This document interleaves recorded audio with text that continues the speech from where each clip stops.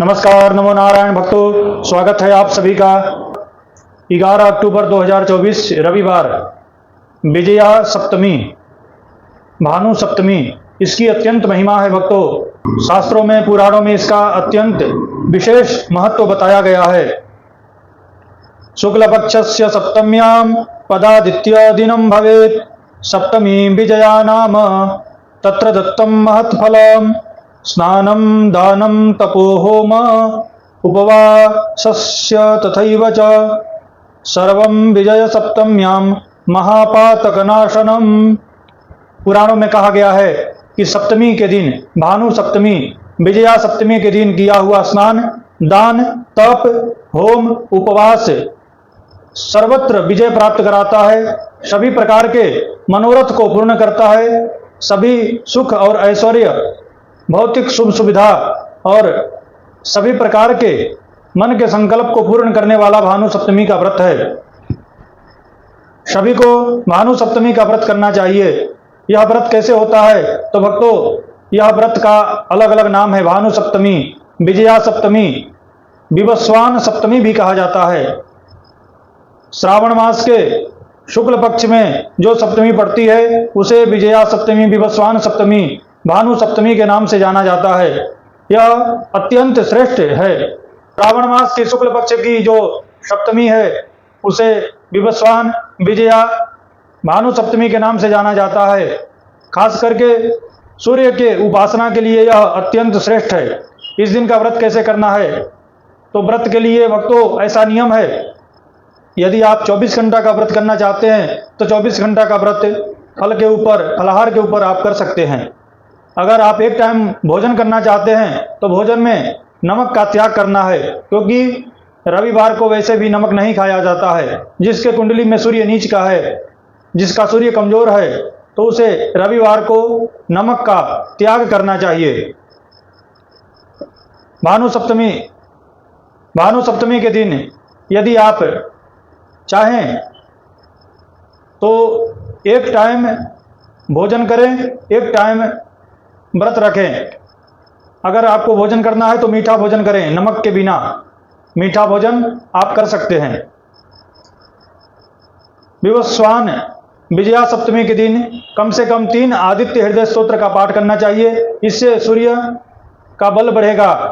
हर एक व्यक्ति के जीवन में सूर्य का फल अत्यंत जरूरी है। सूर्य आत्मा है, सूर्य विल पावर है, सूर्य यश है, सूर्य कीर्ति है, सूर्य नेत्र है, सूर्य बाल है, मस्तक का जो बाल है वह सूर्य है, सूर्य नेत्र है। सूर्य का पावरफुल होना कुंडली में अत्यंत जरूरी है। तो आप 3 आदित्य हृदय स्तोत्र का पाठ करें और उस दिन सूर्य को अर्घ्य देवें। तांबा के लोटा में जल भरना है, उसमें कंकु डालना है, दुर्वा डालना है, चावल डालना है, गेहूं डालना है और सूर्य भगवान को ओम घृणी सूर्याय नमः इदम अर्घ्य दत्तम नमः ऐसा बोलते हुए आपको अर्घ्य अर्पण करना है। सूर्य भगवान प्रसन्न हो गए तो कुंडली के सारे ग्रह प्रसन्न हो जाते हैं, क्योंकि जथा राजा तथा प्रजा। सूर्य जो है वह ग्रहों का राजा है। राजा यदि अनुकूल होगा तो सारे ग्रह हमारे अनुकूल होंगे। तो सूर्य को पावरफुल करना अत्यंत जरूरी है। इससे सूर्य मजबूत होगा और यह व्रत भी सूर्य भगवान को प्रसन्न करने के लिए किया जाता है। हो सके तो विजया सप्तमी को कुछ न कुछ अवश्य दान करें। गुड़ का दान कर सकते हैं, गेहूं का दान कर सकते हैं, आटा का दान कर सकते हैं, लाल कपड़ा वस्त्र का दान कर सकते हैं, दक्षिणा पैसा का दान कर सकते हैं। दान भी अवश्य करना चाहिए। उस दिन गाय को हरा घास खिलाना चाहिए। सूर्य को प्रसन्न करने के लिए ये जो उपाय है, यह सब उपाय को आपको करना चाहिए। उस दिन अपने पितरों के लिए आप चाहें तो पितृ तर्पण कर सकते हैं और पितरों के नाम से आप जल अर्पण कर सकते हैं। पित्तल के लोटा अथवा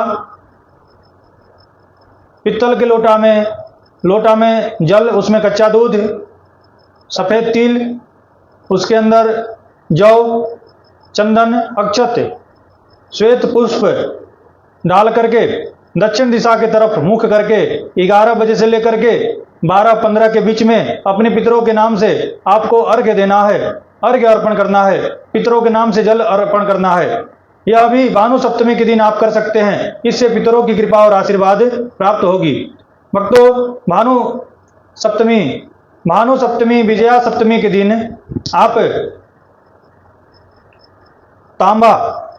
तांबा का जो टुकड़ा होता है उससे आप चाहें तो नदी प्रवाहित कर सकते हैं। इससे सूर्यजन्य जितने भी दोष होंगे वह समाप्त होंगे। गाय को गुड़ खिलाएं, गुड़ के साथ में कुछ गेहूं गौ माता को अथवा दलिया आटा गौ माता को खिलावें। यह विजया सप्तमी के दिन यह विशेष प्रयोग है। इस प्रकार से भक्तों, आप चाहें तो विजया सप्तमी के दिन ये सब प्रयोग करके अपने मनोरथ को, अपनी मनोकामना को पूर्ण कर सकते हैं। तो भक्तों, यह था विजया सप्तमी के ऊपर वीडियो। आपको वीडियो अच्छा लगता है तो वीडियो को लाइक करें, चैनल को सब्सक्राइब करें, बेल आइकन को दबाएं ताकि मैं जो भी वीडियो अपलोड करूं नोटिफिकेशन आप तक सर्वप्रथम पहुंचे। आप सभी को श्री हरि, आप सभी को नमो नारायण। ओम श्री मात्रे नमः।